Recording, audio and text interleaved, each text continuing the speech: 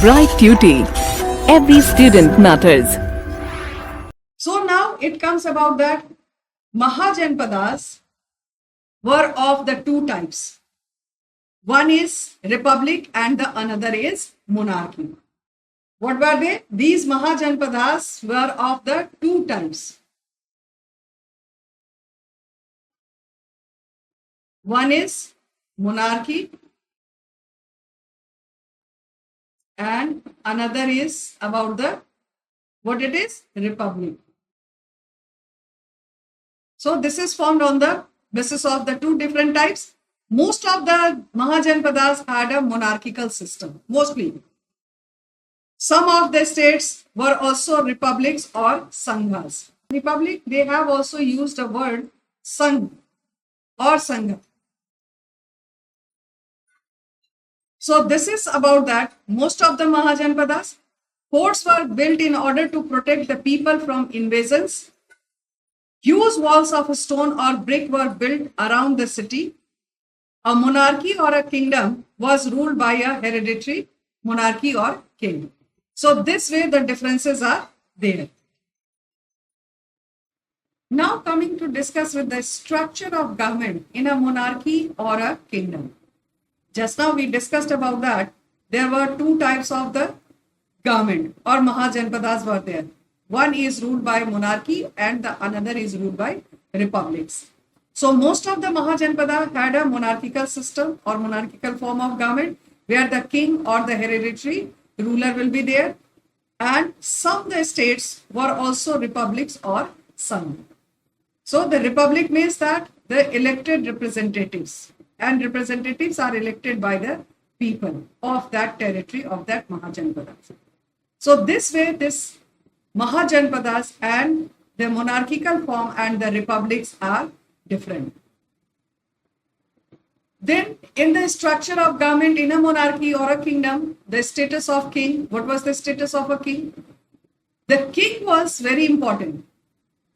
In the monarchical form of government, he had absolute powers. The entire, absolute means what? The entire power is in the hands of the monarch. Then he was considered as a representative of God for the state. That is also there, very powerful and considered as a god. And his position had become hereditary. What? They are on the hereditary process.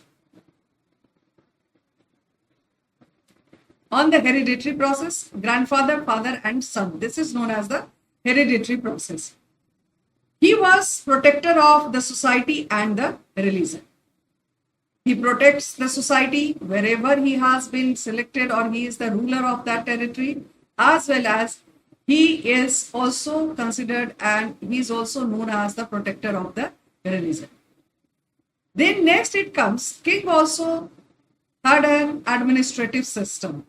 How to administer, how to rule over the territory. The Brahmins acted as a king's advisor and were given the title of Purohits. What they were? They were known as the Purohits. It's a Sanskrit word. The Senani was the king's advisor regarding the matter related to military. When it comes, Senani, Sena, another Sanskrit or Hindi word, who is regarded as the advisor of the king related to military to provide the security, to provide the defense. Then the other word it comes, the Amatyas. So who were the Amatyas? The Amatyas was the officer who looked after the administration, judiciary and the collection of revenue. Revenue which was the main source of the income of the monarch and the income of the kings, income of the kingdom. So all these were judiciary, then the collection of revenue as well as administrative work is being looked after by Amatya. Purohits, they were the king's advisor. Senani, they were the advisor, how to take care or protect the territory or to provide the defense services. Then also advises the king in this matter of Amatyas. They were the best altogether like administration, judiciary and the collection of revenue. These work were done by the Amatyas. Then it comes about that the king maintained an army and collected taxes from the people. How to maintain the army?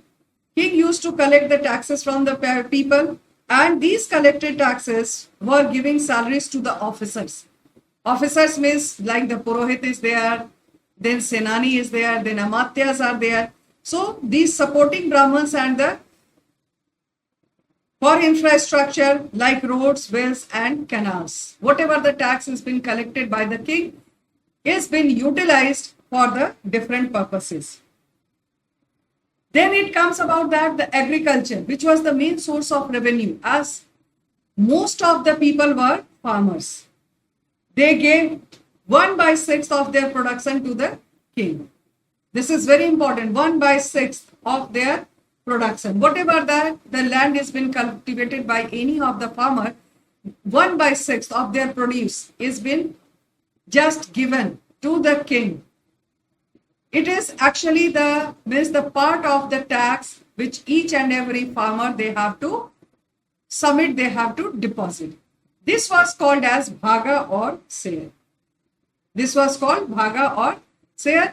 Other professionals like carpenters, potters, weavers, etc. also paid taxes. For the peasants and the farmers, it's very easy. 1/6 of their produce they have to deposit. These like the craft persons and other professionals like potters, weavers, how they were paying? Either in cash or by offering free service to the king. Both the way.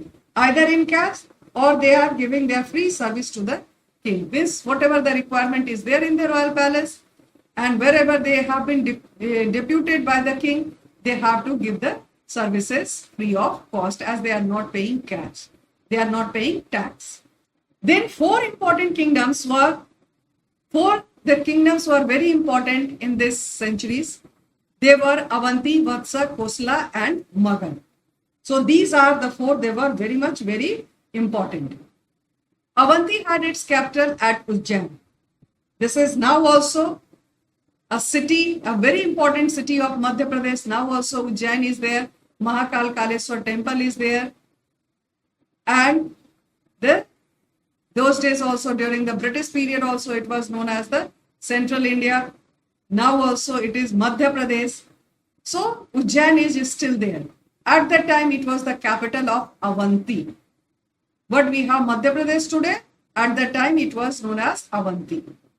The Vatsa lays northwest of Magad and Kaushambi as its capital. This is, what about that? The Vatsa. This is the another important kingdom or Mahajanpadas. It was in the northwest side of the Magad. Magad means that the present day Bihar and Jharkhand. And Kaushambi was kept as its capital. Kosala included modern Varanasi, Uttar Pradesh, towards that the eastward direction on the map of India towards the right hand side. Varanasi, Ayodhya, very famous city now also. Varanasi means modern day Varanasi. Earlier it was known as Kasi. Then Ayodhya and some adjoining regions. Magad comprised of the territories which are now included in Bihar. Now whatever the territory is mentioned over here for Magad, it is present day in Bihar and the parts. The entire Bihar means that the united Bihar, not after the division or with the Jharkhand. So this is about that, the monarchy. This is the two types of Mahajanpadas. One is monarchy, another is republic. So here just now we have discussed about monarchy, how the monarchical form of government or the monarchy was working and what were the status of the king and how he is taking support and getting help by the different officers which is appointed by king or by monarch. This is about the republics. This is the system in the 6th century BC. Then it comes about a republic. A republican Mahajanpadas was ruled by a group of people elected by the people of that tribe. The same way, Janpadas we have already discussed. In Janpadas also, the same tribesmen, they are together and they form the Janpadas. So, in the same manner, They are elected. The republics of Mahajanpadas were elected by the people and the people of that tribe, and the ruler was not hereditary. Here in the republic, this is the difference between the monarchy and the republics. Here, the hereditary process is not there. Always election takes place and they are elected. Decisions were taken on the basis of the majority consent, just like now, these days also, how the democracy functions in our country. In the same manner, with the consent of the people, the majority consent of the people, republic has been formed, the ruler has been elected. So it was kind of a democratic system where the people of the tribe had a say in their political system. So how these people, this tribal group, the tribesmen, how they are getting administered, with the consent of them only they are administered. A few of these republics deserve special mention. Few of them, they deserve the special mention. Who are they? Such as the Shakyas of Kapilvastu. Lord Buddha was from here. The Videyas of Mithila. What we have, the Ramayana. Sita, wife of Lord Rama. And the Lichavis of Vaishali by the people. These three among them were very special mentioned, very special about that, and they were able to form the government on the basis of republic. Then it is here, then what is the difference between a republic and a kingdom? How it is different from one another? The republics in ancient India, there were many differences between the republics and their kingdom. Many differences were there. The republics had a democratic system while the kingdoms followed a despotic system. Despotic means absolute power. Other word we can use that. Absolute power. Then autocratic power. Autocratic ruler means that the entire power is in hand of the one man. So this is the difference between the democracy and the monarchy.